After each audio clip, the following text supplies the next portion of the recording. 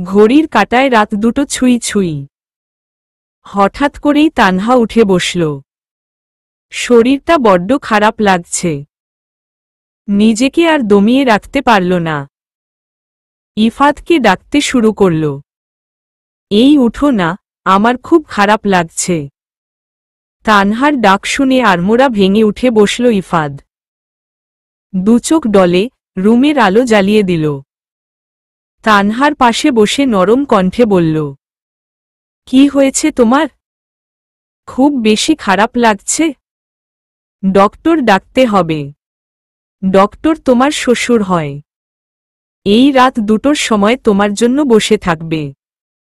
হসপিটালে গেলে ডক্টরের অভাব আছে। তানহা কোনো কিছু না বলে উঠে চলে যেতে লাগলে ইফাত তানহার হাত ধরে বলল, কোথায় যাচ্ছে? তানহা কোনো ওর দিল না। এক হাতে মুখ চেপে ধরে আছে। এক হাত দিয়ে ইফাদের হাত ছাড়িয়ে নেওয়ার চেষ্টা করছে। ইফাদ কিছু বলতে যাবে, তার আগেই তানহা হলহল করে বমি করে দিল। ইফাদের পাসহ পুরো বিছানা মাখিয়ে ফেলেছ। তানহা অসহায় দৃষ্টিতে ইফাদের দিকে তাকাল। ইফাদ তানহার কপালে হাত দিয়ে দেখল, শরীরের তাপমাত্রা একদম ঠিকই আছে। তাহলে মেয়েটা বারবার অসুস্থ হয়ে পড়ছে কেন? ইফাদ তানহার মাথায় হাত রেখে বলল, কিছু হয় নাই পাখি। যাও তুমি চেঞ্জ করে আসো। আমি পরিষ্কার করে দিচ্ছি। ছি, তোমাকে এসব করতে হবে না। আমি করে দিচ্ছি। তুমি ফ্রেশ হয়ে এসো। ইফাদ রেগে গেলে, কি জানো তো, কথা কম বলো। আর গিয়ে ফ্রেশ হয়ে এসো। তানহা আর কথা বাড়াল না। এমনিতেই শরীরটা বড্ড ক্লান্ত লাগছে। একটা শাড়ি নিয়ে ফ্রেশ হতে চলে গেল। ইফাদ বিছানার চাদর তুলে রুমের এক কোণে রেখে দিল। আলমারি থেকে নতুন একটা চাদর বের করে বিছানায় মেলে দিল। নিজেও ফ্রেশ হতে চলে গেল। তানহা রুমে এসে ইফাদকে দেখতে পেল না। কোনো কথা না বলে বিছানায় উঠে শুয়ে পড়ল। একটু পরে ইফাদ এসে তানহার পাশে শুয়ে পড়ল। তোমার শরীরটা এমনিতেই খারাপ। এই অসুস্থ শরীর নিয়ে তুমি আমার জন্য কতটা কষ্ট করলে আমার খুব খারাপ লাগছে, বলল তানহা। আমার খেয়াল রাখতে রাখতে নিজে অসুস্থ হয়ে পড়েছ? সে দিকে কি তোমার খেয়াল আছে? কালকে সকালে আমরা ডক্টরের কাছে যাচ্ছি। আম্মুকে বলে দিয়েছি একটা কাজের লোকের ব্যবস্থা করে দিতে।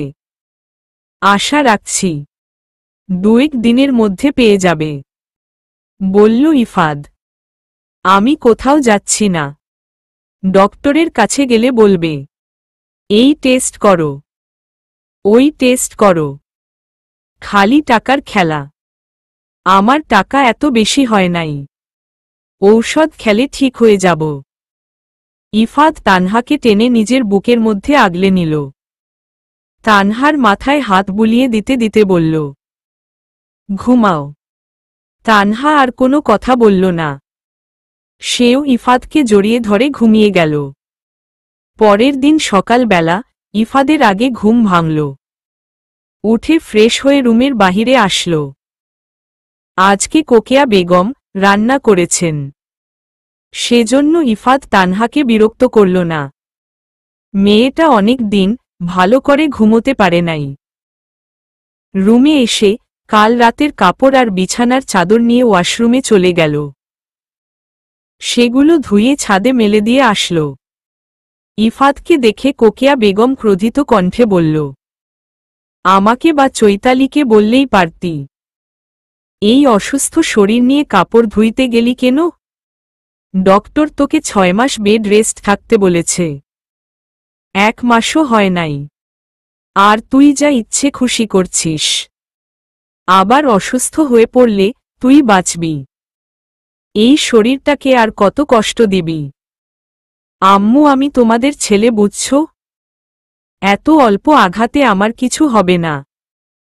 আল্লাহ তাআলা আমাকে আঘাত সহ্য করার অসীম ক্ষমতা দিয়েছে, সেজন্য এত কিছুর পরেও বেঁচে আছি। আলহামদুলিল্লাহ। হয়েছে, আর বড় বড় কথা বলতে হবে না। আচ্ছা, ওরা যে মেয়েটার বাড়িটা নিয়ে নিল, এটা নিয়ে কিছু বলবি না? ওদের কি কোনো শাস্তি হবে না? আম্মু, আমি ভেবেছি আমি ওদের সবার নামে মামলা করব।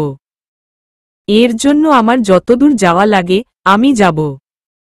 দেখিস বাবা, বেশি কিছু করতে যাস না, নিজের ক্ষতি হয়। এমন কোনো কাজ করবি না। তুমি চিন্তা করো না আম্মু। আমি তানহাকে ডেকে নিয়ে আসি। ওর শরীরটা প্রচণ্ড খারাপ যাচ্ছে, আজকে ওকে ডক্টরের কাছে নিয়ে যাব। আমি একটু পাশের বাসা থেকে ঘুরে আসি। বলেই কোকেয়া বেগম চলে গেল। ইফাদ এসে তানহার মাথায় হাত বুলিয়ে দিয়ে ডাকতে শুরু করল। বৌজান উঠেন, সূর্য মামা উঠে পড়ল। এখনো আপনি উঠতে পারলেন না? আমি খাবার নিয়ে আসতে যাচ্ছি, এসে দেখি তুমি উঠে পড়েছ। বলেই ইফাদ চলে গেল। তানহা উঠে ঘড়ির দিকে তাকাল। 10টা বেজে গেছে। তানহা চোখ বড় বড় করে ঘড়ির দিকে তাকাল। দ্রুত উঠে ফ্রেশ হতে চলে গেল। ফ্রেশ হয়ে এসে দেখল ইফাদ খাবার নিয়ে বসে আছে। এক লোকমা ভাত মেখে তানহার মুখের সামনে ধরল। তানহা এক লোকমা ভাত মুখে নিয়ে বলল, আমি বুঝতে পারছি না, অসুস্থ তুমি না আমি? যেখানে আমার তোমাকে সেবা করার দরকার সেখানে তুমি আমার সেবা করছ। তুমি আমাকে সেবা করে সুস্থ করে তুলেছ, এখন আমি তোমাকে সেবা করে সুস্থ করে তুলব। খাবার সময় এত কথা বলতে হবে না, চুপচাপ খেয়ে নাও। খাওয়া শেষ হলে আমরা ডক্টরের কাছে যাব, তারপরে দুজন মিলে ঘুরতে যাব। তোমার মাথা খারাপ হয়ে গিয়েছে, সুস্থ থাকতে কখনো কোথাও ঘুরতে নিয়ে যাও নাই। অসুস্থ অবস্থায় ঘুরতে গিয়ে আবার অসুস্থ হয়ে পড়ি। সমস্যা নেই, তুমি আর আমি অসুস্থ হয়ে পাশাপাশি শুয়ে থাকব। How romantic. তানহা ভ্রু কুঁচকে তাকাল। ইফাদ তানহার তাকানো দেখে হেসে দিল। ইফাদের হাসি দেখে তানহাও হেসে দিল। তানহা আর ইফাদ গাড়ির জন্য দাঁড়িয়ে আছে। সময়ের সাথে রোদের প্রখরতা বেড়েই চলেছে। দুজনেই ঘেমে অস্থির হয়ে গেছে। অবশেষে একটা গাড়ির দেখা মিলল। গাড়িতে উঠে যথাসময়ে হসপিটালে এসে পৌঁছাল। টেস্ট করিয়ে দুজন ঘুরতে চলে গেল। টেস্টের রিপোর্টগুলো ইফাদ বাসায় দিয়ে আসতে বলেছে। রিপোর্ট দিতে দেরি হবে, তাই ইফাদ গরমের মধ্যে অপেক্ষা করতে পারল না।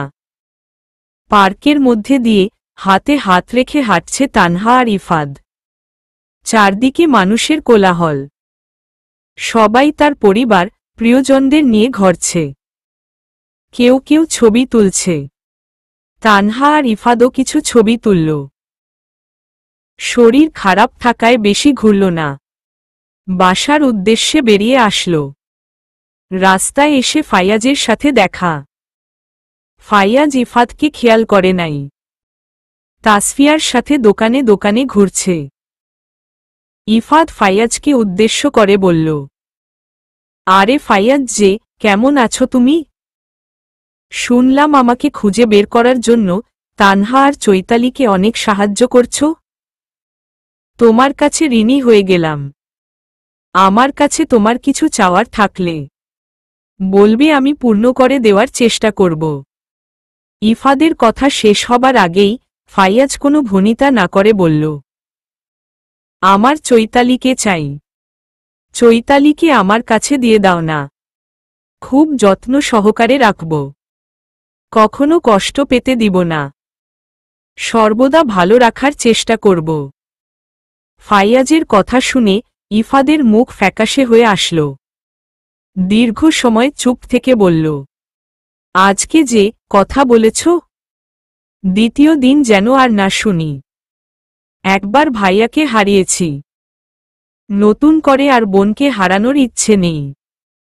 অন্য কিছু চাওয়ার থাকলে বলবে, আজকে আসছি, আবার পরে কথা হবে, বলেই চলে গেল। ফাইয়াজ মুখটা মলিন করে বোনের দিকে এগোতে লাগল।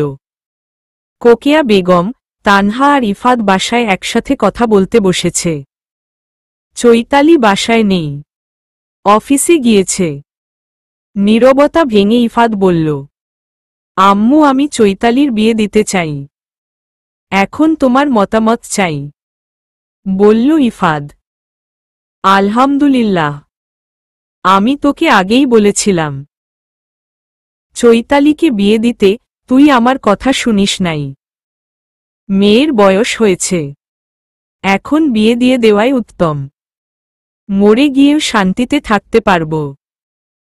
মেয়েটার আমার একটা কুল হবে, মেয়েকে বিয়ে না দিয়ে মরলে ভেতরে একটা অশান্তি নিয়ে মরে যাব। আমি না থাকলে আমার মেয়ের কি হবে? আম্মু, এসব কি কথা বলছ?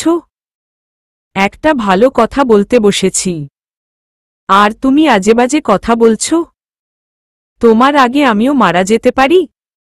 এখানে আলোচনা করতে বসেছ, নাকি কে আগে মারা যাবে সেসব নিয়ে তর্ক করতে বসেছ? বলল তানহা। আমার হাতে কয়টা ছেলে আছে, ইফাদ, চাইলে তুই যাচাই বাছাই করতে পারিস, খোঁজ খবর নিয়ে দেখা শুরু কর। বলল কোকিয়া বেগম। আম্মা, চৈতালির মতামত নেওয়া আবশ্যক। আর যাই হোক কেন, জোর করে কখনো সংসার করা যায় না। বলল তানহা। চৈতালির কোনো মতামত নেই, আমরা যা বলবো চৈতালি তাই মেনে নিবে। বলল ইফাদ। আমার মনে হয় তুমি ভয় পাচ্ছ, চৈতালি যদি আবার এক ভুল দ্বিতীয়বার করে বসে। আমার চৈতালির ওপরে বিশ্বাস আছে, চৈতালি এক ভুল বারবার করবে না। বলল তানহা। তুমি বুঝতে পারছো না তানহা, মানুষের মন আল্লাহ তাআলা কখন কোনো দিকে ঘুরিয়ে দিবে তুমি নিজেও বুঝতে পারবে না। আল্লাহ তাআলা চাইলে সবকিছু পারেন। চৈতালি যদি ফাইয়াজের ওপরে দুর্বল হয়ে পড়ে, তাহলে কষ্ট ছাড়া কিছুই পাবে না। আমি জানি ফাইয়াজ খুব ভালো ছেলে, কিন্তু ফাইয়াজের বাবা মোটেও ভালো মানুষ না, ওদের সম্পর্ক কখনো মেনে নিবে না। পরে ইয়াদ ভাইয়ার মতো চৈতালিকেও হারাতে হবে, তা আমি এটা একদমই চাই না। যত দ্রুত পারি চৈতালির বিয়ে দিয়ে দিব। বলল ইফাদ। বিয়ে দাও, তাতে আমার কোনো সমস্যা নেই। এভাবে নিজের মতামত চৈতালির ওপরে চাপিয়ে দিও না, চৈতালির থেকে মতামত নিও, ও কি চায় এটা জেনে নিও, তাহলেই হবে। বলল তানহা। ইফাদ, তানহা একদম ঠিক কথা বলেছে, তুই আজকে চৈতালির সাথে কথা বলবি। বলল কোকিয়া বেগম। আচ্ছা চৈতালি, আসলে চৈতালির থেকে মতামত নেওয়া হবে। বলল ইফাদ। কথা শেষ হলে যে যার রুমে চলে গেল। সন্ধ্যায় চৈতালি বাসায় আসল, দেখে মনে হচ্ছে মনটা খুব ভালো। ফ্রেশ হয়ে এসে সবার সাথে বসল। সবাই কেমন চুপচাপ হয়ে আছে। চৈতালি আর চোখে সবাইকে পরখ করে নিল। চা হাতে নিতে নিতে বলল, তোমরা সবাই আমার দিকে এভাবে তাকিয়ে আছো কেন? ভাইয়ের ওপরে তোর বিশ্বাস ভরসা আছে চৈতালি? আমার ভাই পৃথিবীর শ্রেষ্ঠ ভাই, আমি আমার ভাইয়াকে চোখ বন্ধ করে বিশ্বাস করি। তোর কাউকে পছন্দ আছে, বা তুই কাউকে পছন্দ করিস, কারো প্রতি তোর কোনো দুর্বলতা আছে? চৈতালি ভাইয়ের কথা মাথা নিচু করে ফেলল, নিম্ন স্বরে বলল, না, আমরা ঠিক করেছি, তোর বিয়ে দিব। এখন তুই বল, তুই আমাদের পছন্দ মতো বিয়ে করবি নাকি তোর পছন্দ মতো? তুই যেটা বলবি সেটাই হবে। তুই কষ্ট পাবি। আমরা এমন কোনো কাজ করব না, বলল ইফাদ। আমি তোমাকে কালকে বলি ভাইয়া, আজকে আমার ভালো লাগছে না, বলেই উঠে চলে গেল চৈতালি। চৈতালির যাওয়ার তাকিয়ে থেকে দীর্ঘশ্বাস ফেলল ইফাদ। ইফাদ তানহার দিকে তাকিয়ে বলল, বয়স আমার এমনি এমনি হয় নাই। দেখেছ চৈতালি ফাইয়াজের প্রতি দুর্বল হয়ে পড়েছে। যেটা কোনো দিন সম্ভব না, সেটা বলেও লাভ হবে না। আমি চৈতালিকে কিছুতেই চৌধুরী বাড়িতে বিয়ে দিব না। আমার বোনটাকে ওরা মেরে ফেলবে। আচ্ছা তুমি চিন্তা করো না, তুমি কষ্ট পাবে এমন কোনো কাজ চৈতালি কখনো করবে না। ইফাদ কিছু বলল না, উঠে নিজের রুমে চলে গেল। চৈতালি নিজের রুমে এসে ফোনটা হাতে নিল। বিয়ের কথা উঠতেই সর্বপ্রথম ফাইয়াজের কথা মনে হলো চৈতালির। মনের মধ্যে খুব করে কষ্ট অনুভব করছে। চৈতালির পরিবার চৈতালির কাছে বড্ড আদরের, চাইলেও কষ্ট দিতে পারবে না। একবার যে কষ্ট দিয়েছে, দ্বিতীয়বার সে কষ্ট দিতে চায় না চৈতালি। রুম থেকে বেরিয়ে আসলো।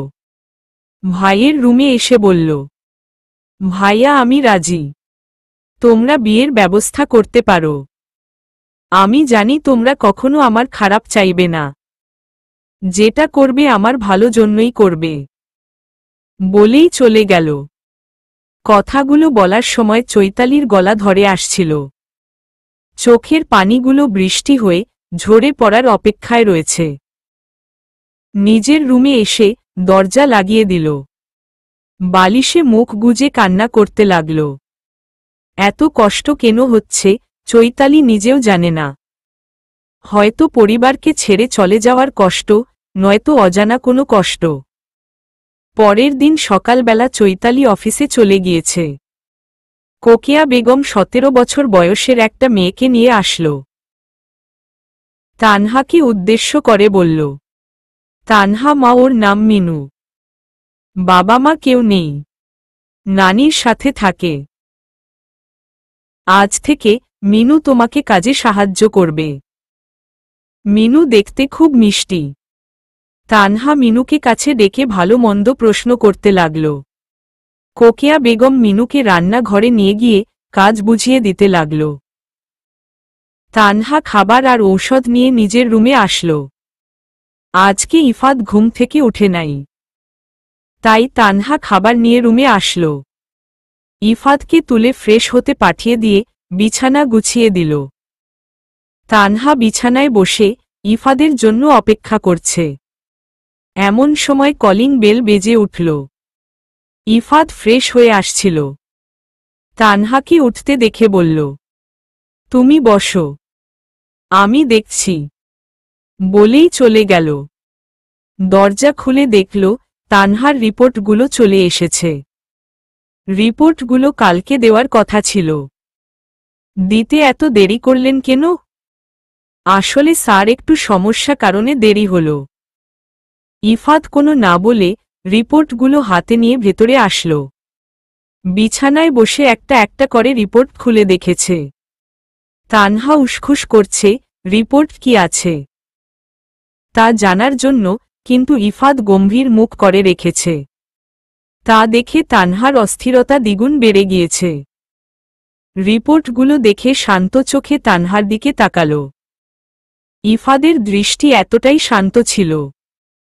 ভয় তানহার কলিজা ছুঁয়ে গিয়েছে। পুরো রুম জুড়ে পিনপিনে নীরবতা কাজ করছে। কারো মুখে নেই কোনো কথা। হঠাৎ করে ইফাদ কোনো কিছু না বলে উঠে চলে গেল। বাহিরে গিয়ে কিছু একটা দেখে আসল। রুমে এসে দরজা লাগিয়ে দিল। ধীর পায়ে তানহার কাছে এগিয়ে আসল। তানহা ইফাদের দিকেই তাকিয়ে আছে। তানহা এবার মুখ খুলে বলেই ফেলল, কি হয়েছে, এভাবে তাকিয়ে আছো কেন? রিপোর্টে কি এসেছে আমাকে বলছো না কেন? তানহার কথা শেষ হবার আগেই ইফাদ তানহাকে শক্ত করে জড়িয়ে ধরল।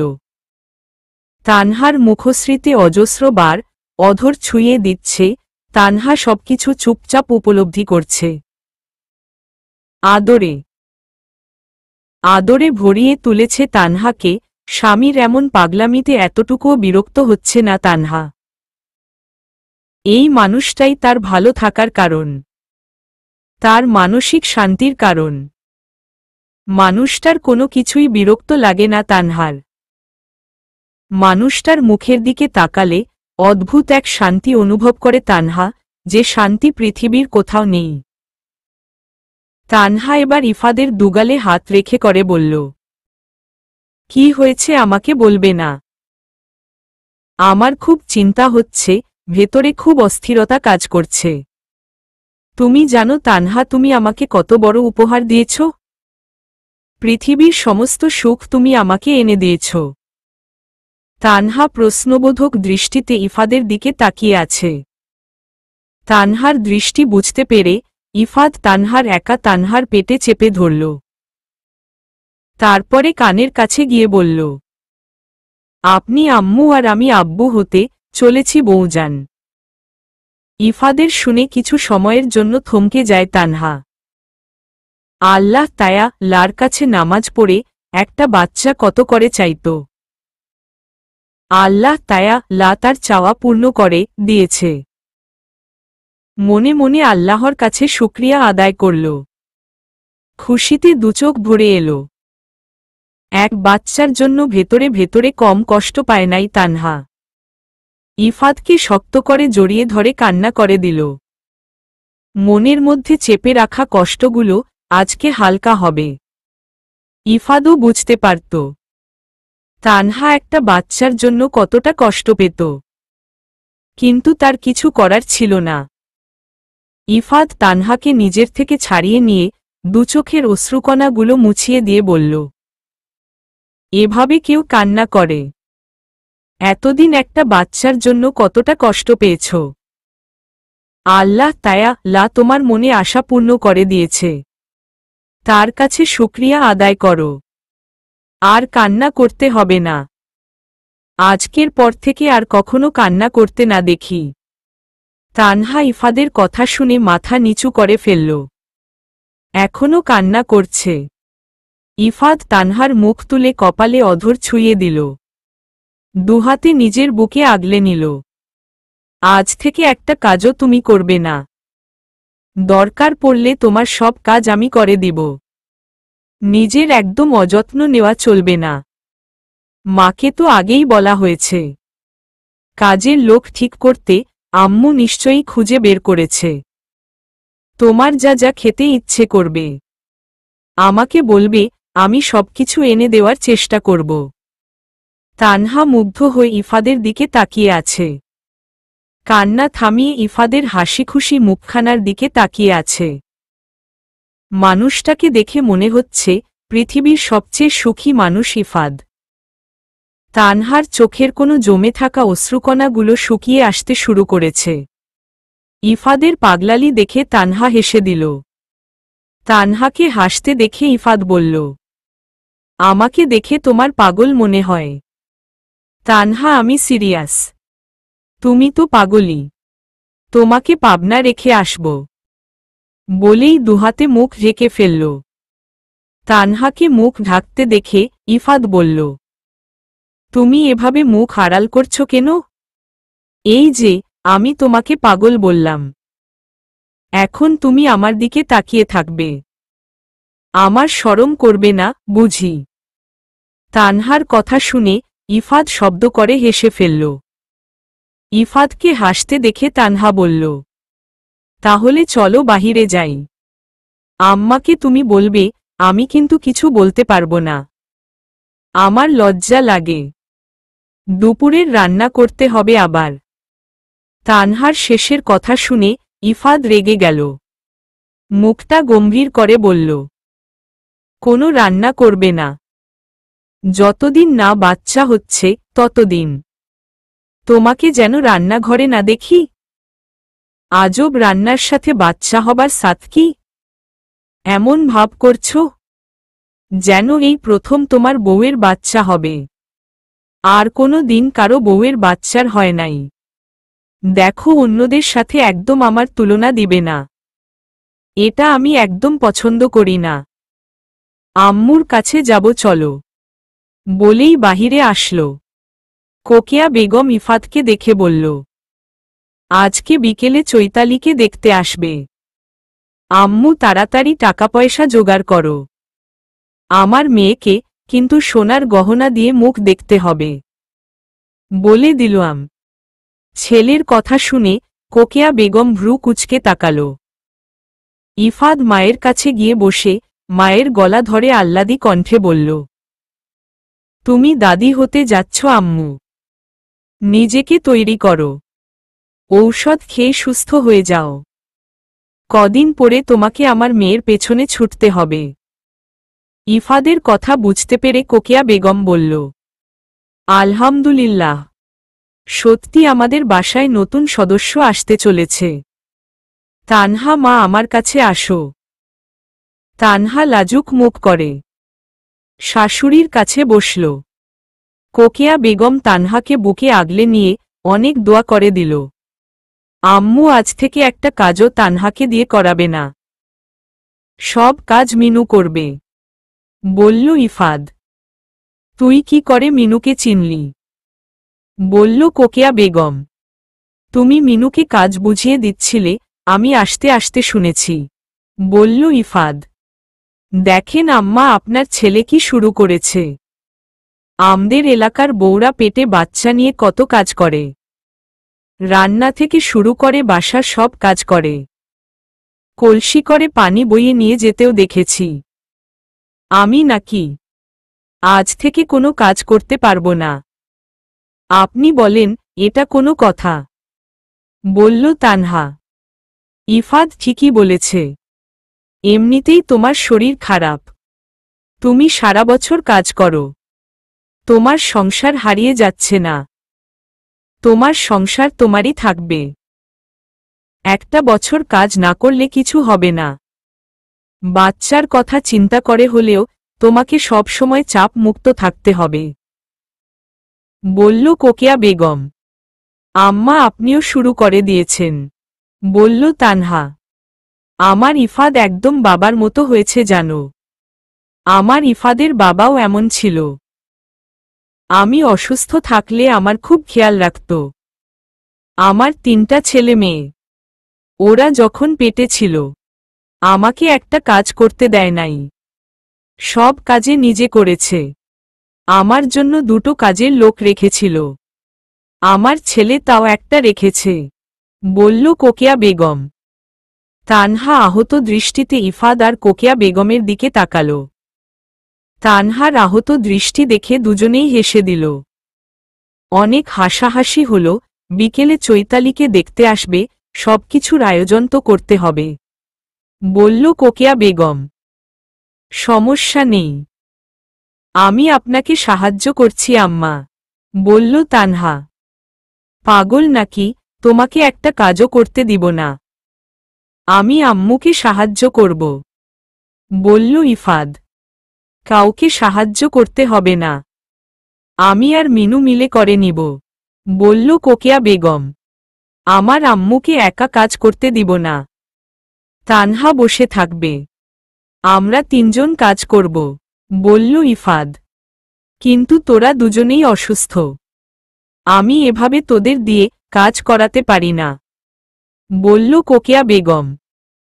আম্মু, আমি একদম সুস্থ আছি, বলল ইফাদ।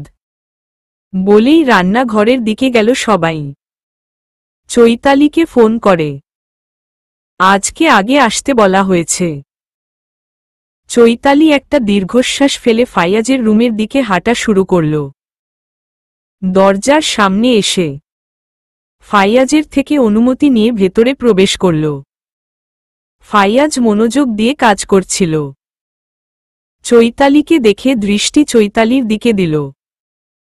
গম্ভীর মুখে বলল, কিছু বলবে? স্যার, আজকে আমার আগে ছুটি লাগবে। হঠাৎ আগে ছুটি নেওয়ার কারণ কি? স্যার, আমার বিয়ে আজকে ছেলের বাসা থেকে আমাকে দেখতে আসবে। কথাগুলো মাথা নিচু করে বলল চৈতালি।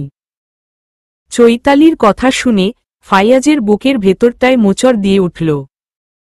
বুকের বা পাশে চিনচিনে ব্যথা অনুভব করল। নিজকে স্বাভাবিক রেখেই বলল, কংগ্রাচুলেশনস। সমস্যা নেই, তুমি চাইলে আগে যেতে পারো। তোমাকে এখনই ছুটি দিয়ে দিলাম। বাসায় গিয়ে পরিপাটি হয়ে নাও। বিয়ে তো মানুষের একবারই হয়, তাই না? বিয়েটা যদি মনের মতো করে না হয় তাহলে সারা জীবন অক্ষেপ থেকে যাবে। কোনো আক্ষেপ রাখবে না। আমাকে নিজের বন্ধু মনে করতে পারো। বিয়ের কটা দিন যত ছুটি লাগে আমাকে বলে, আমি তোমাকে ছুটি দিব। সবকিছু যেন তোমার মনের মতো হয়। স্যার, আপনার গলা কাঁপছে, বলল চৈতালি। তোমার ছুটি লাগবে। ছুটি চেয়েছ, ছুটি দিয়ে দিয়েছি। এবার তুমি আসতে পারো। আমার অনেক কাজ আছে, বলেই ল্যাপটপে মনোযোগ দিল। চৈতালি আর কথা বাড়াল না। ফাইয়াজের রুম থেকে বেরিয়ে আসল। ফাইয়াজের চোখ দুটো নিমিষেই লাল হয়ে উঠেছে। নিজেকে বড্ড অসহায় মনে হচ্ছে, আর থাকতে পারল না। উঠে বাসার উদ্দেশ্য রওনা দিল। আপন মনে গাড়ি চালাচ্ছে ফাইয়াজ। মনে মনে ভাবল, ভালোবাসলেই কি তাকে পেতে হবে? কিছু প্রিয় জিনিস হোক না অন্য কারো। তুমি ভালো থেকো চৈতালি। আমি না হয় দীর্ঘশ্বাস আর নির্ঘুম রাত নিয়ে আমার বাকি জীবনটা পার করে দিব। বাসায় এসে মায়ের কাছে গেল ফাইয়াজ। মায়ের কোলে মাথা রেখে বাচ্চাদের মতো করে কান্না করে দিল। রাহেলা চৌধুরী ধরেই নিলেন ছেলের আজকেও বোনের কথা মনে হয়েছে। তিনি আদৌ কি জানতে পারবেন তার ছেলের আঘাতটা অন্য কোথাও গিয়ে লেগেছে? না পাওয়ার যন্ত্রণা তার ছেলেকে জ্বালিয়ে পুড়িয়ে ছারখার করে দিচ্ছে। রাহেলা চৌধুরী ছেলের মাথায় স্নেহর হাত রাখলেন। বেশ কিছুক্ষণ পরে রাহেলা চৌধুরী টের পেলে তার ছেলে ঘুমিয়ে গিয়েছে। হঠাৎ করে রাহেলা চৌধুরী বুক কেঁপে উঠল। তার ছেলে কি অন্য কিছু নিয়ে কষ্ট পাচ্ছে? এই কয়দিনে ছেলের দিকে একবারও ভালো করে নজর দেওয়া হয় নাই। ছেলের এমন বিধ্বস্ত চেহারা হলো কি করে? দেখে মনে হচ্ছে ছেলেটার কত রাত ঘুম হয় নাই। মায়ের কোলে নিশ্চিন্তে ঘুমোচ্ছে ফাইয়াজ। পৃথিবীর সবথেকে নিরাপদ স্থান মায়ের কোল, যা ফাইয়াজের ঘুম বলে দিচ্ছে। রাহেলা চৌধুরী একটা বালিশ টেনে ছেলেকে শুইয়ে দিয়ে বাহিরে চলে গেল। ঠিক সেই সময় ফাইয়াজের বাবা বাসায় আসল। রাহেলা চৌধুরীর করা আদেশ, তার ছেলে তাদের রুমে আছে, সেখানে গিয়ে ছেলেকে যেন বিরক্ত করা না হয়। ফাইয়াজের বাবা কোনো ওড় না দিয়ে নিজের রুমে চলে আসল। ফাইয়াজকে নিজের রুমে ঘুমিয়ে থাকতে দেখে দুচোখ ভরে এলো। ছোট্ট ফাইয়াজটা কত বড় হয়েছে। বাবার ওপরে তার কি রাগ!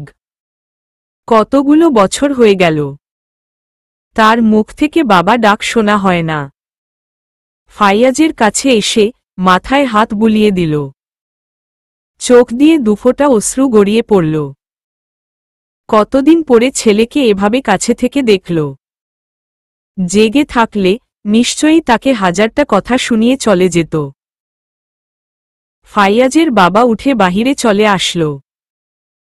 যে করেই হোক শ্রুতির সাথে ফাইয়াজের বিয়েটা দিতে হবে। ফাইয়াজের মা ছেলের রুমে এসে বাকরুদ্ধ হয়ে গেল। ছেলেটা আমার ভেতরে ভেতরে এতটা শেষ হয়ে যাচ্ছে, আর আমি মা হয়ে টের পেলাম।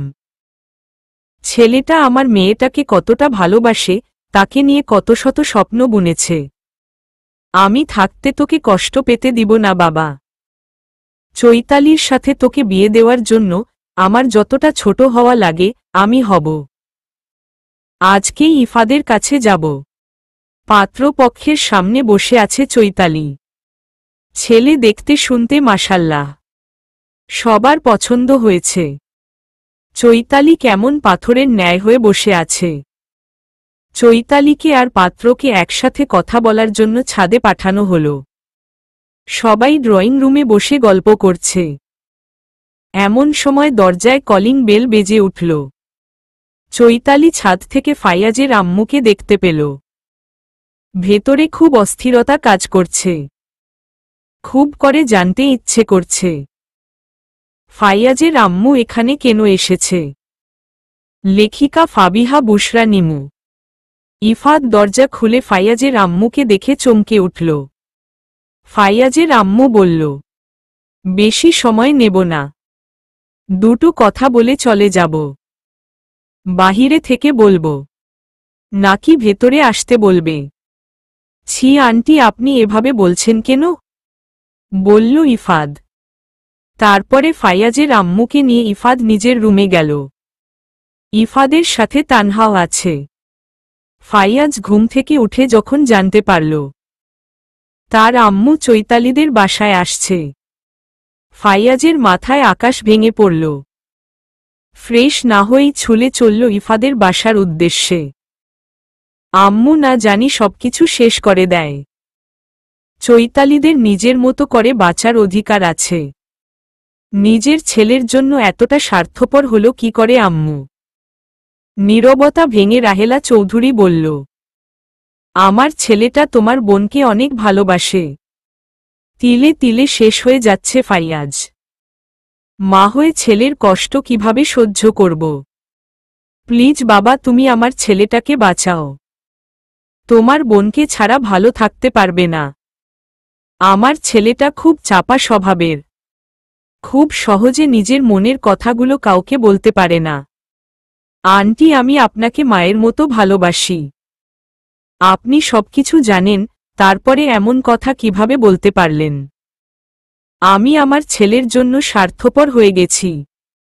তোমার বোনকে আমার ছেলের সাথে বিয়ে দিতে রাজি হয়ে যাও। এর জন্য যা করা লাগে আমি করব।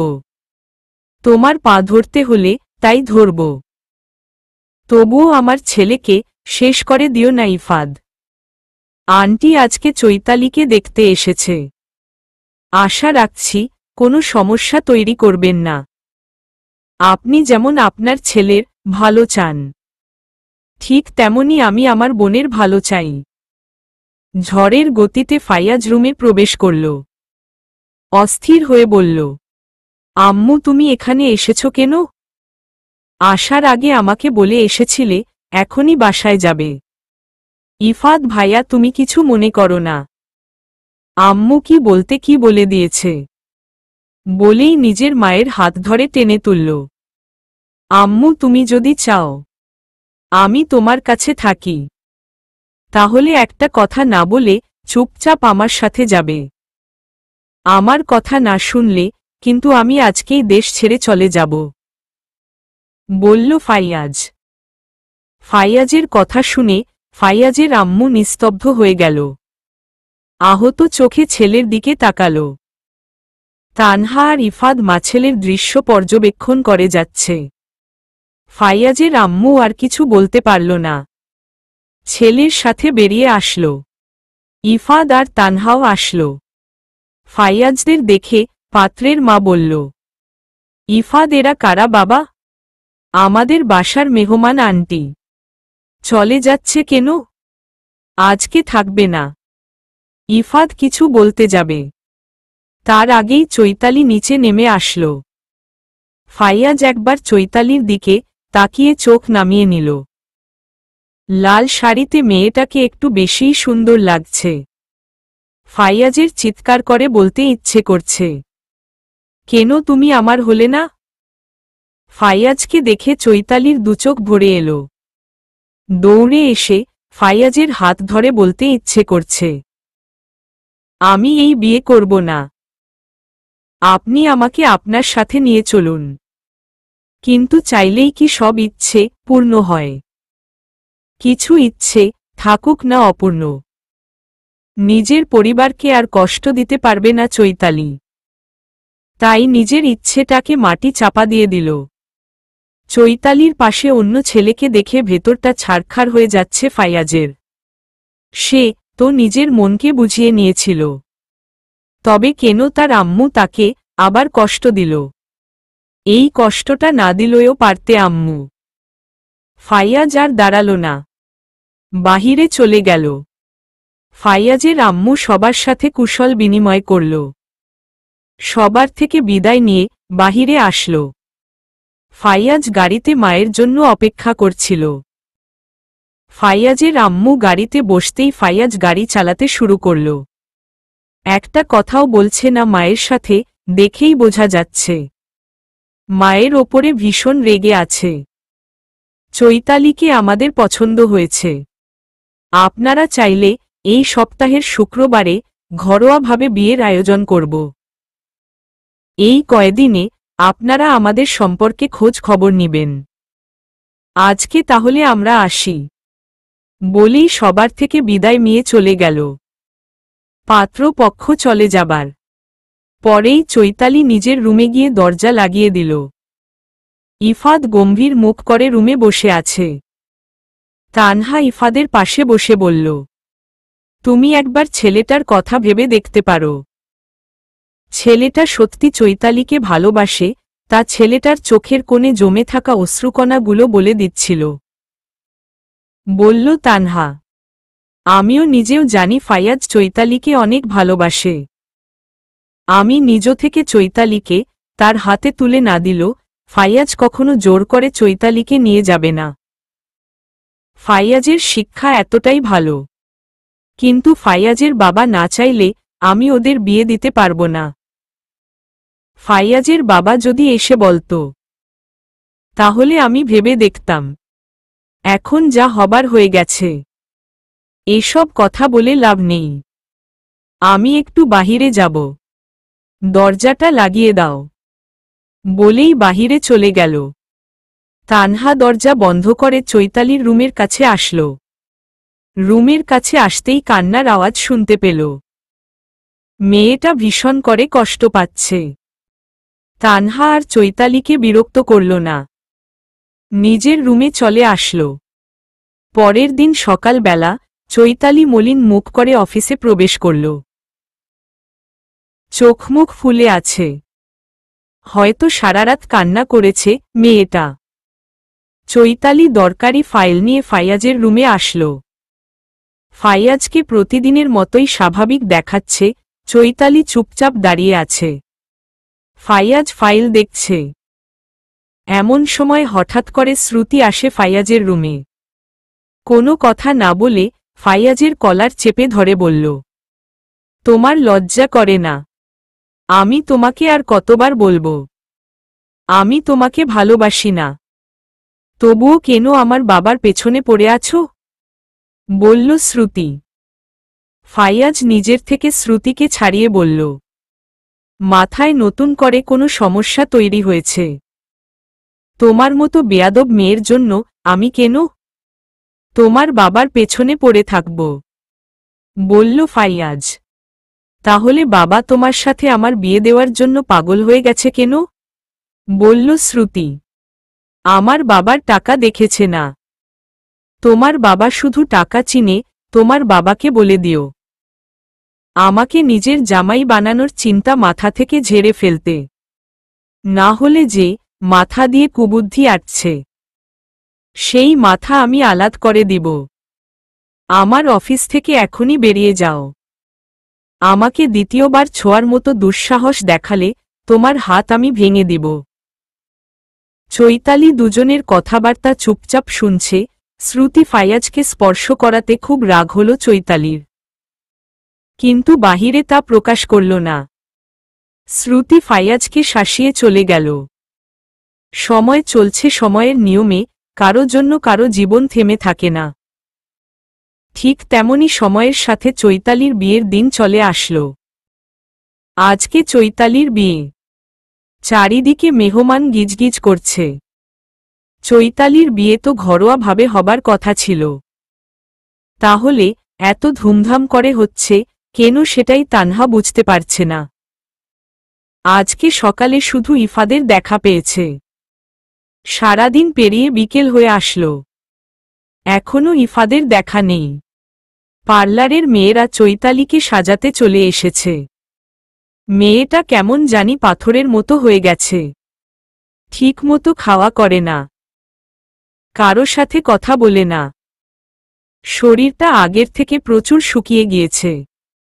চৈতালি বসে আছে, পার্লারের মেয়েগুলো চৈতালিকে সাজাচ্ছে। চৈতালির কোনো হেলদোল নেই, দেখে মনে হচ্ছে একটা পুতুল বসে আছে, যাকে নিয়ে যা খুশি ইচ্ছে করা যায়। অধরের কোণে হাসির রেশটুকু নেই। ফাইয়াজ নিজের রুমে পড়ে পড়ে ঘুমোচ্ছে। ফাইয়াজের বাবা ছেলের রুমে আসলো। ফাইয়াজের মাথায় হাত বুলিয়ে ডাকতে লাগল। ছেলেটা আবার ঘুমের ঔষধ খেয়েছে। আজকাল ঘুমের ঔষধ খেয়েই নিজেকে বাঁচিয়ে রেখেছে ফাইয়াজ। অন্যদিনের তুলনায় আজকে 3টা বেশি খেয়েছে। তা দেখে ফাইয়াজের বাবা একটু ভয় পেয়ে গেল। চোখ মুখে পানি ছিটিয়ে দিতেই চোখ মুখ কুঁচকে ফেলল ফাইয়াজ। ঘুমের মধ্যে বলল, আমাকে তুমি পুতুল আপু ভেবো আব্বু। আমি ফাইয়াজ। আমি আত্মহত্যা করার মতো ছেলেই না। আমি তোমাকে অনেক ঘৃণা করি আব্বু। দুনিয়ায় চৈতালিকে পেলাম না ঠিকই, কিন্তু পরপারে আল্লাহর কাছে ঠিক চেয়ে নিব। সেদিন কারো ক্ষমতা হবে না আমাকে আর চৈতালিকে আলাদা করার। তোমার মতো বাবা যেন কাউকে না দেয় আব্বু। ফাইয়াজের কথা শুনে ফাইয়াজের বাবার দুচোখ ভরে এলো। কতগুলো বছর পরে ছেলেটা তাকে আব্বু বলে ডাকল। আমার অহংকার কি আমার থেকে সবকিছু কেড়ে নিবে? সত্যি রে ফাইয়াজ, তোর আব্বু অনেক খারাপ। তা না হলে সবসময় নিজের কথা ভাবে, এবার না হয় তোর কথা ভাবব। একটা মেয়েকে হারিয়েছি, তোকে হারাতে পারবো না। তোর সব কষ্ট আমি দূর করে দিব বাবা। বলেই দুহাতে ছেলেকে টেনে তুলল। লেবুর পানির গ্লাসটা মুখের সামনে ধরে জোর করে খাইয়ে দিল। লেবু পানি খেয়ে ফাইয়াজ আবার শুয়ে পড়ল। ফাইয়াজের বাবা কোনো কথা না বলে রুম থেকে বেরিয়ে গেল। রাহেলা, তোমার ছেলেকে ঘুম থেকে তুলো, গোসল করিয়ে ফ্রেশ করে দাও। যেভাবে ঘুমোচ্ছে সারা রাতেও উঠবে না। স্বামীর কথার কোনো ওর করল না রাহেলা চৌধুরী। সোজা ছেলের রুমে আসল। প্রায় আধা ঘন্টা ডাকার পরে ছেলেকে তুলতে সক্ষম হল। ছেলেকে ওয়াশরুমে নিয়ে গিয়ে ওয়াশরুমের ঝর্ণা ছেড়ে দিল। এবার ফাইয়াজের ঘুমের রেশ কিছুটা ভালোভাবে কেটেছে। মায়ের দিকে চোখ বড় বড় করে তাকাল।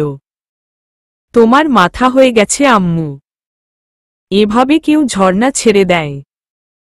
মাথা আমার না, তোর খারাপ হয়েছে। একটা মেয়ের জন্য নিজেকে আর কতটা কষ্ট দিবি? আমাকে কিছু করতে দিলই না, তুই নিজেকে এভাবে শেষ করে দিবি? আমি মা হয়ে বসে বসে দেখব। ভদ্রলোকের মতো গোসল দিয়ে বিছানায় তোর জামাকাপড় রাখা আছে, সেগুলো পরে নিচে আয়। সন্ধ্যা করে শরীরে পানি পড়াতে ফাইয়াজের শরীরে কাঁপুনি উঠে গেল। কোনো কথা বলল না। ওয়াশরুমের দরজা লাগিয়ে দিল।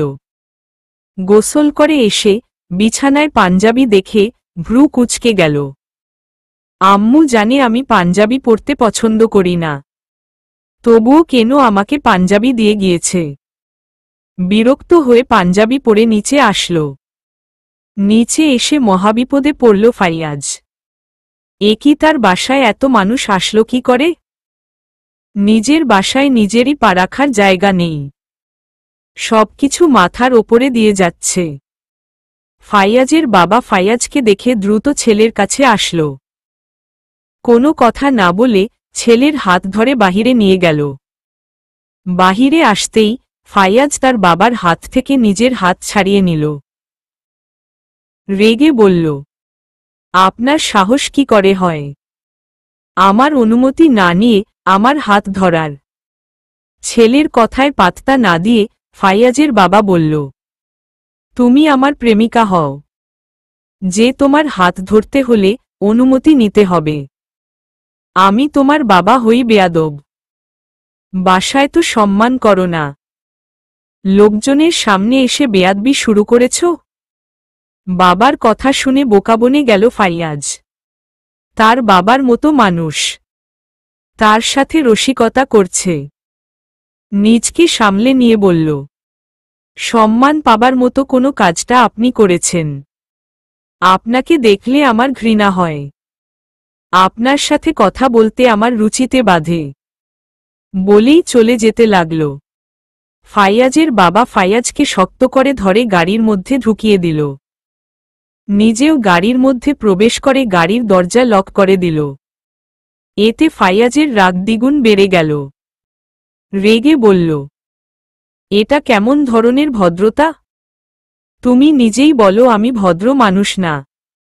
অভদ্র মানুষের কাছে ভদ্রতা আশা করা নেহাত বোকামি ছাড়া আর কিছুই না ফাইয়াজ, বলল ফাইয়াজের বাবা। ফাইয়াজের বাবার কথায় ফাইয়াজের ভ্রু কুঁচকে গেল। কপালে চিন্তার ভাঁজ পড়ল। আজকে তার বাবার হয়েছেটা কি? এমন করছে কেন?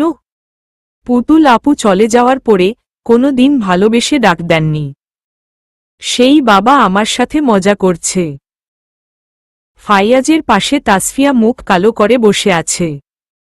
তাসফিয়াকে দেখে বলল, আপু কি হয়েছে? আমরা কোথায় যাচ্ছি? বলল ফাইয়াজ, আজকে চৈতালির বিয়ে, আমাদের দাওয়াত করেছে, চৈতালির বিয়ের দাওয়াত খেতে যাচ্ছি। আর কোনো প্রশ্ন থাকলে বল, বলল তাসফিয়া। তাসফিয়ার কথা শুনে নিমিষেই ফাইয়াজের মনটা খারাপ হয়ে গেল। মনের মধ্যে জমে থাকা কষ্টগুলো বেরিয়ে আসতে চাইল। চোখগুলো লাল হয়ে আসতে শুরু করেছে। সে যতই সবকিছু ভুলে যেতে চাচ্ছে, তার পরিবার কেন তার ক্ষতস্থানে বারবার আঘাত করছে। খুব দরকার ছিল তার কথা মনে করিয়ে দেওয়ার। আজকে চৈতালির বিয়ে, মেয়েটা নিশ্চয়ই অনেক সুন্দর করে সেজেছে। বাবা সবকিছু মেনে নিলে চৈতালি আজকে আমার জন্য সাজত। আমি দুনয়ন ভরে তাকে দেখতাম, আমার পিপাসিত হৃদয়কে শীতল করতাম। কিন্তু সে যে আমার হল না, অন্য কারো জন্য বধূ রূপে সেজে উঠছে। একবার তাকে দেখে আসলে খুব বেশি অন্যায় হয়ে যাবে। আমি কেন মেনে নিতে পারছি না সে অন্য কারো হয়ে যাবে। ফাইয়াজ গাড়ির জানালা দিয়ে দূর আকাশের দিকে তাকিয়ে বলল, শুনেছি মন থেকে কিছু চাইলে তুমি কাউকে ফিরিয়ে দাও না। তাকে মন থেকে এত করে চাইলাম, তবুও কেন দিল না? কথাগুলো বলেই চোখের কোণে জমে থাকা অশ্রুকণাগুলো মুছে নিল। বর এসেছে প্রতিধ্বনিতে পুরো বাড়ি মেতে উঠল। সবাই ছুটল বর দেখতে। সময়ের সাথে চৈতালির হৃৎপিণ্ডের গতিবেগ দ্বিগুণ গতিতে ছুটে চলেছে। মনের মধ্যেখানিতে অজানা হাহাকার পড়ে গিয়েছে। নিজেকে যথেষ্ট শান্ত রাখার চেষ্টা করছে, কিন্তু বরাবরের মতোই ব্যর্থ হচ্ছে। বরের জায়গায় অন্য কাউকে দেখে তানহা আর কোকিয়া বেগমের চোখ বড় বড় হয়ে এলো। প্রশ্নবোধক দৃষ্টিতে দুজন ইফাদের দিকে তাকাল। ইফাদ দুজনকে শান্ত হতে বলল।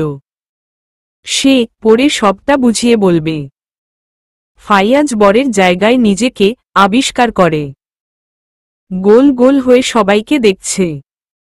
ঠিক তখনই ফাইয়াজের বাবা ফাইয়াজের মুখে রুমাল চেপে ধরে বলল, নতুন জামাই লজ্জা পেতে শিখো বেয়াদব।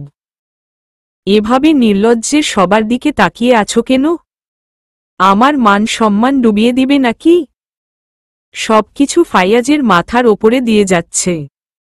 সবকিছু স্বপ্নের মতো লাগছে। ঘুম ভাঙলেই স্বপ্নটা শেষ হয়ে যাবে। ফাইয়াজের মাথার মধ্যে একটা ঘোর কাজ করছে। ঘোরের মধ্যেই বলল, আব্বু আমরা এখানে কেন এসেছি? বলল ফাইয়াজ, তোমাকে তোমার বিয়ের দাওয়াত খেতে নিয়ে এসেছি। তা বলো ফাইয়াজ চৌধুরী, নিজের বিয়ের দাওয়াত খেতে এসে তোমার কেমন অনুভূতি হচ্ছে? ফাইয়াজ আর উত্তর দিতে পারল না। তার আগেই কোকিয়া বেগম ফাইয়াজের সামনে মিষ্টি ধরল। ফাইয়াজ কোনো কথা না বলে মিষ্টিটা খেয়ে নিল। খুব আদর যত্ন করে ফাইয়াজকে বাসার মধ্যে নিয়ে আসা হল। সবাই ফাইয়াজকে কতটা ভালোবাসছে, ফাইয়াজকে নিয়ে রসিকতা করছে। হাজার হলেও বাসার নতুন জামাই। এতক্ষণ একটা ঘোর কাজ করলেও এখন ফাইয়াজের ভীষণ লজ্জা করছে। অজানা এক ভালো লাগা মনে এসে ধরা দিয়েছে। খুশিতে মনটা ভরে উঠেছে। চৈতালিকে দেখার জন্য মনটা ছটফট করছে। ইচ্ছে করছে দৌড়ে গিয়ে দেখে আসতে। এর মধ্যে কাজী সাহেব চলে আসলো। বিয়ে পড়ানো শুরু করে দিল। ফাইয়াজের কাছে থেকে বিদায় নিয়ে চৈতালির কাছে আসলো। চৈতালি পাক্কা আধা ঘন্টা সময় নিয়ে 3 বার কবুল বলেছে। কান্না করতে করতে মেয়েটা প্রায় শেষ। বিয়ের সকল কার্যক্রম শেষ। এবার বিদায়ের পালা। ইফাত চৈতালির হাত ফাইয়াজের হাতে দিয়ে বলল, নিজের কলিজার টুকরাটাকে তোমার হাতে তুলে দিলাম। যত্ন সহকারে আগলে রেখো। তোমার প্রতি আমার অনেক বিশ্বাস আছে। আশা রাখছি আমার বিশ্বাসের মূল্য দিবে। কখনো আমার বোনটাকে কষ্ট পেতে দিবে না। আমার বোন কষ্ট পেলে তার কষ্টগুলো ভাগ করে নেওয়ার চেষ্টা করবে। আর যদি কখনো আমার বোনকে তোমার কাছে বোঝা মনে হয় তাহলে আমাকে বলবে, আমি নিয়ে চলে আসব। আমার বোনকে সারা জীবন বসিয়ে রাখিয়ে খাওয়াবার ক্ষমতা আমার আছে। আমি আমার বোনের জন্য স্বার্থপর হয়ে গিয়েছি।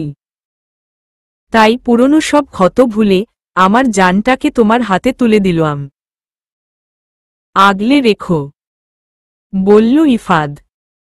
তোমার মতো করে ভালো রাখতে পারবো কি না জানি না, তবে তোমার মতো করে ভালো রাখার চেষ্টা করব।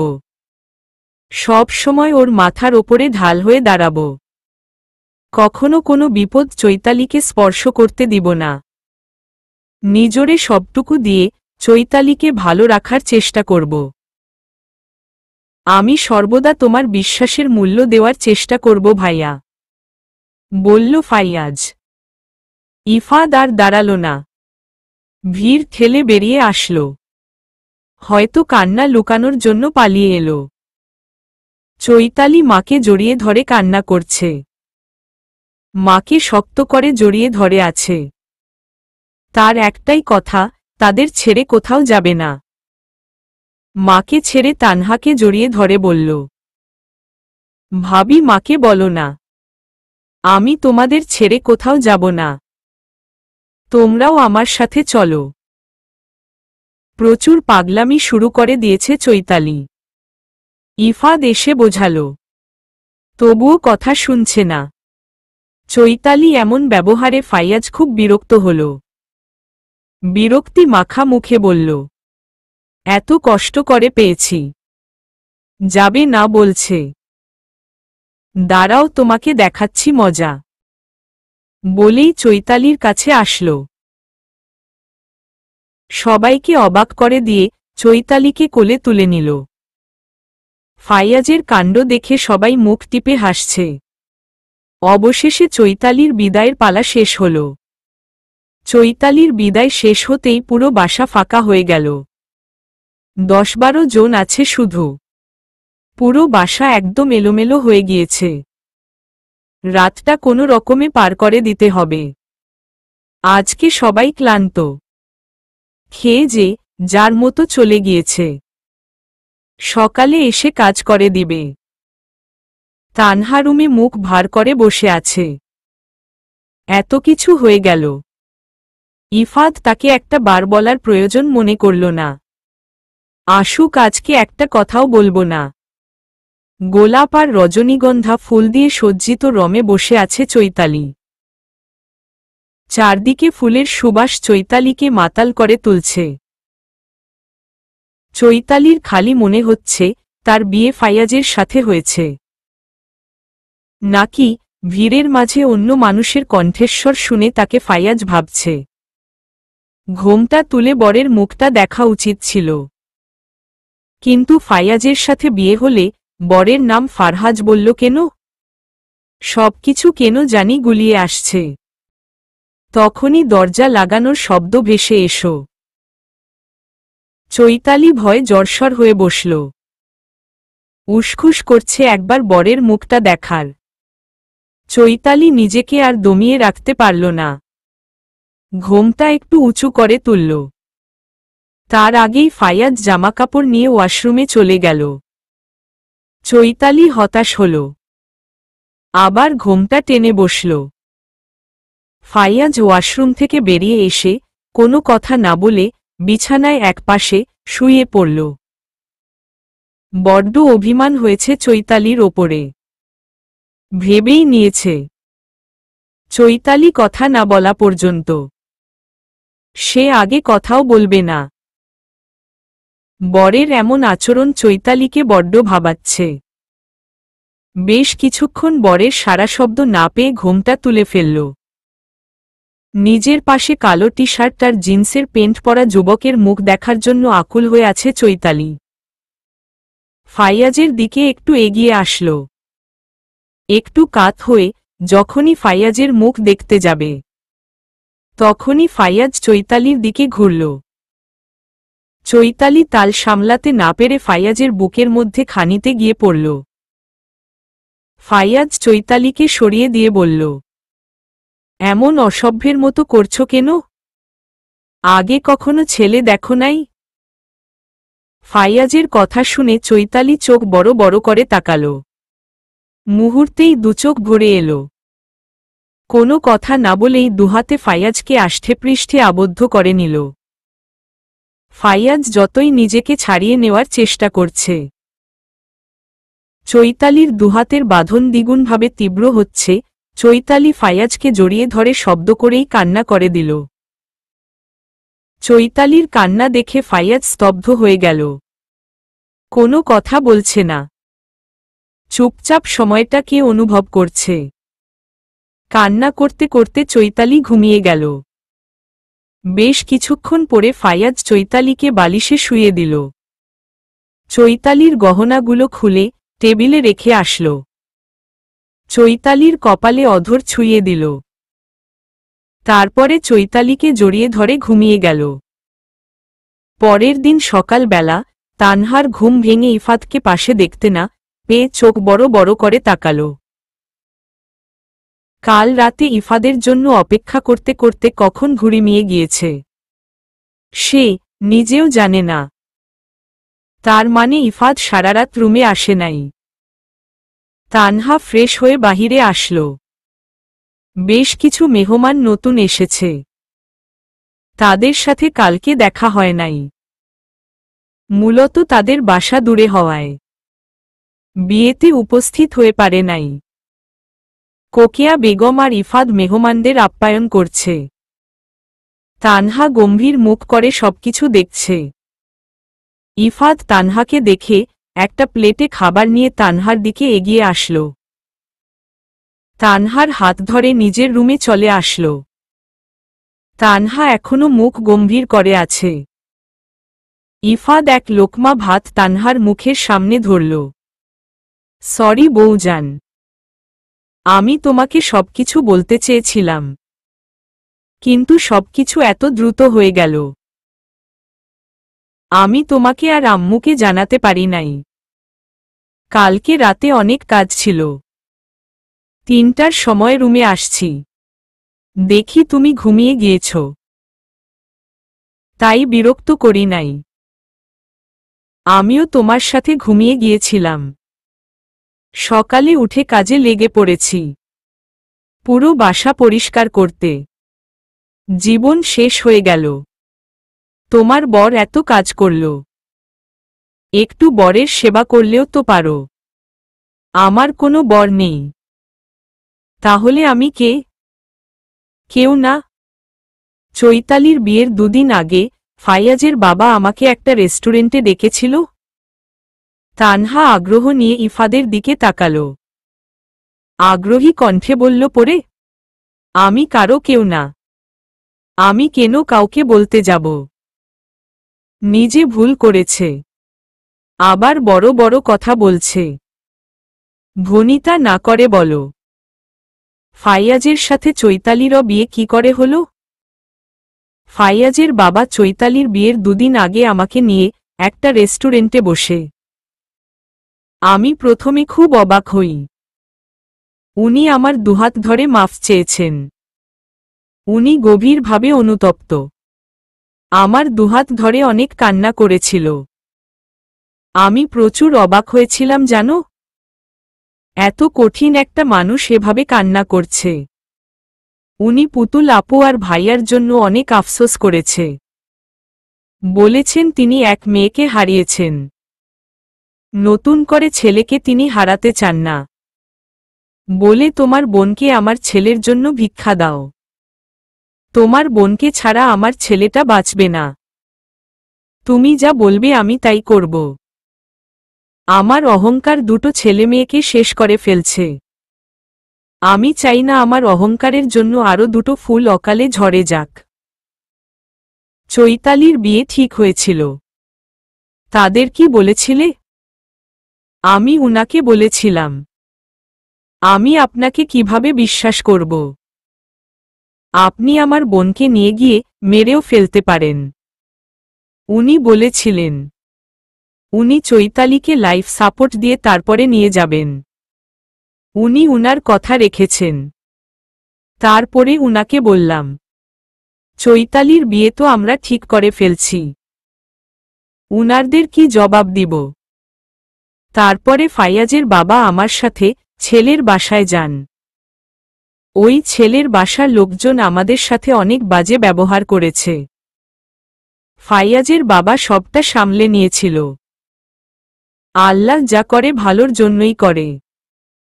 চৈতালিকে আমরা কোনো পরিবারে বিয়ে দিতে যাচ্ছিলাম তানহা। আমি চৈতালির জন্য স্বার্থপর হয়ে গিয়েছি তানহা।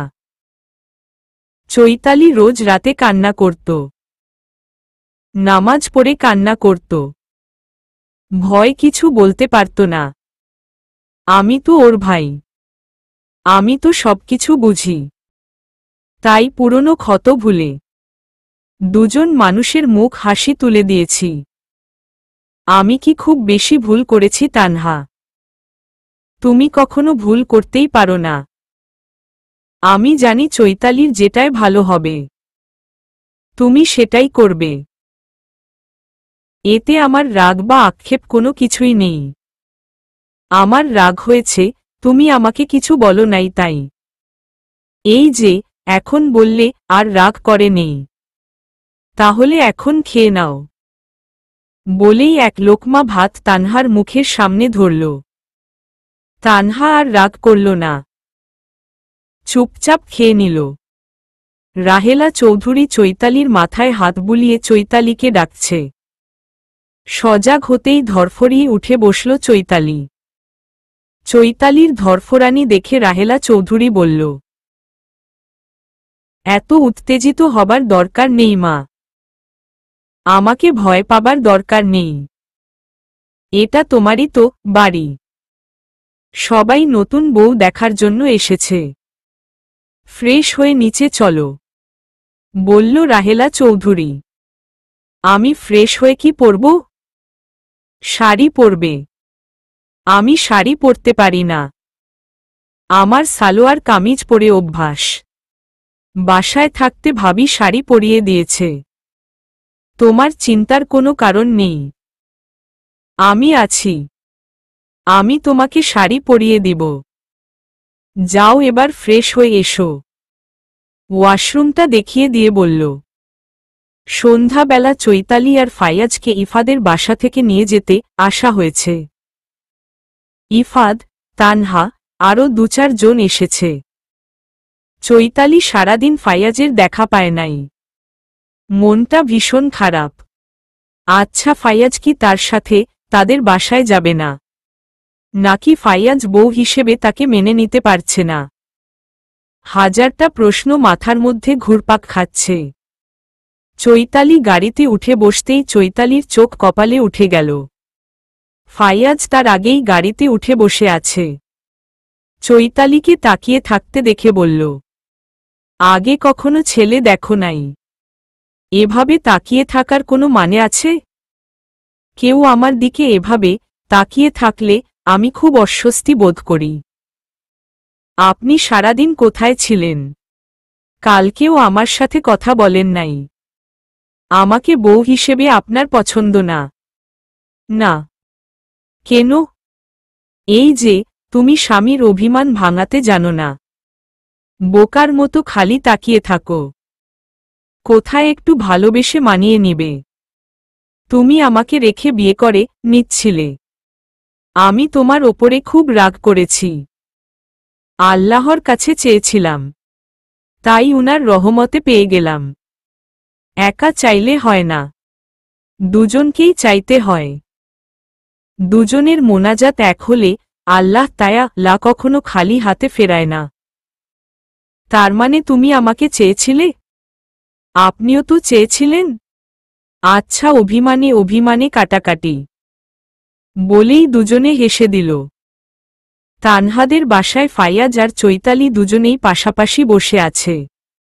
চৈতালি ফাইয়াজের নিকনেম দিয়েছে সাদা বিড়াল। তা দেখে ফাইয়াজ রেগে চৈতালির দিকে তাকালো। চৈতালি হেসে গড়াগড়ি খাচ্ছে। মিনু এসে চৈতালি আর ফাইয়াজকে নাশতা দিয়ে গেল। ইফাদ গম্ভীর মুখ করে তানহার কাছে আসল। গম্ভীর কণ্ঠে বলল, তানহা, আমি তোমাকে কতবার বলেছিলাম আমরা ওদের নামে থানায় মামলা করব। তুমি আমার কথা কানে নিচ্ছ না কেন? তোমাকে একটা কথা বলা হয় নাই? আমি শিওর হয়ে কালকে তোমাকে জানাচ্ছি। রাগ করো না। ইফাদ কোনো কথা না বলে চলে গেল। একটু পরে এতগুলো ফল দিয়ে আসলো। তানহার সামনে ধরে বলল, আমি এখানে বসে আছি, চুপচাপ সবকিছু শেষ করে ফেলো। এত কিছু আমি খেতে পারবো না। তানহার কথায় ইফাদ তীক্ষ্ণ দৃষ্টিতে তানহার দিকে তাকাল। তানহা কোনো কথা না বলে চুপচাপ ফলগুলো খেয়ে ফেলল। ইফাদ তানহার কপালে অধর ছুঁয়ে দিয়ে বলল, আমার লক্ষ্মী বৌজান, তুমি একটু অপেক্ষা করো, আমি এখনই আসছি। বলেই ইফাদ চলে গেল। চৈতালি আর ফাইয়াজ দুদিন থেকেই চলে গেল। তানহা ঘুম থেকে উঠে ফ্রেশ হয়ে বাহিরে যাবে। তখনই ইফাদের ফোন বেজে উঠল। তানহা কৌতূহলবশত ফোনের কাছে আসল। আবিরের নাম্বার দেখে কপাল কুঁচকে ফেলে বিরক্ত হয়ে ফোন রিসিভ করল। ফোনের ওপাশ থেকে যা শুনল তা শুনে চিৎকার দিয়ে উঠল তানহা। তানহার চিৎকার শুনে ইফাদ দৌড়ে আসল। তানহাকে দুহাতে আগলে নিয়ে বলল, কি হয়েছে, তুমি এভাবে চিৎকার করছে কেন? তানহা কান্না মিশ্রিত কণ্ঠে বলল, চাচি খুন হয়েছে। চাচিকে কারা জানি খুন করে রেখে চলে গিয়েছে। তুমি আমাকে তাড়াতাড়ি চাচিদের বাসায় নিয়ে চলো। চলবে।